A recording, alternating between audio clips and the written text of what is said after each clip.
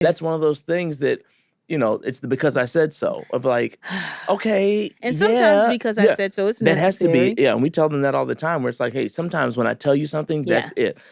That's just it for safety, for time, for whatever you may not understand. But the general, like, I'm not in the mood. The general, I've had a long day. I don't want to have to, because I said so. Like, that can't be the silencer, the thing that ends this conversation, because I just don't want to give you, because I don't want to spend the time parenting in that way. Well, here's what I want to ask you, because I feel like you'll understand this better than me. So there are things that I do want to teach Gabe and Benji, right? About, because we live in the South. Yep. And everything is not safe. Yeah. And there are some people who would argue with that, but, I'm not arguing with them.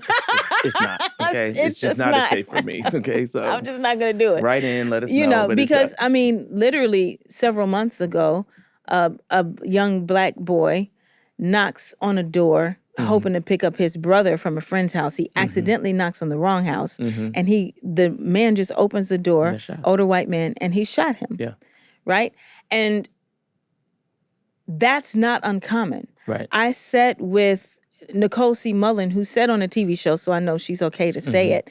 I sat with her where she was saying, my son just the other day went to the wrong house in this particular neighborhood in our area, and to pick up his younger brother. And when he got there, he didn't realize he had the wrong house. And instead of coming to the door, the owner of the house called the police immediately.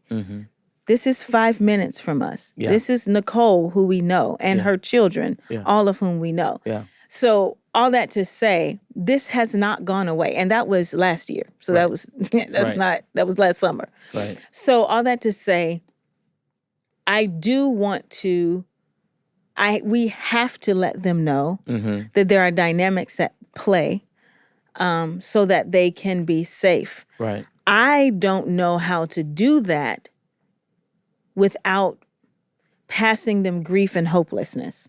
And this is where you come in. Right. Because I feel like your parents made you aware of things, but you weren't past a chip on your shoulder or bitterness or a hopelessness about it. You always felt like you could do whatever you wanted to do because God had given you gifts and you were going to go out into the world and use them. Contrast that to my upbringing, where it wasn't my parents, but the context of the world that I lived in. It was like, here's your ceiling, little black girl. This is your lot in life, and stay in it.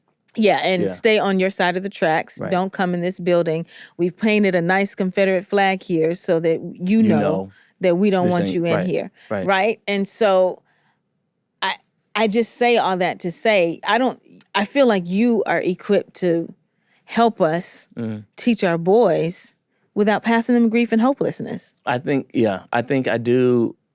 There's a couple layers to it. One is I just expect that God is going to take care of us the way that he intends to, with full love and full perfect knowledge of how our lives will be best.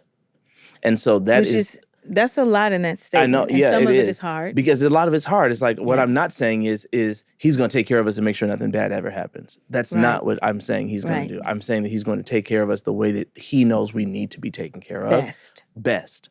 With full love. Full love. That's important. And full power. In full power.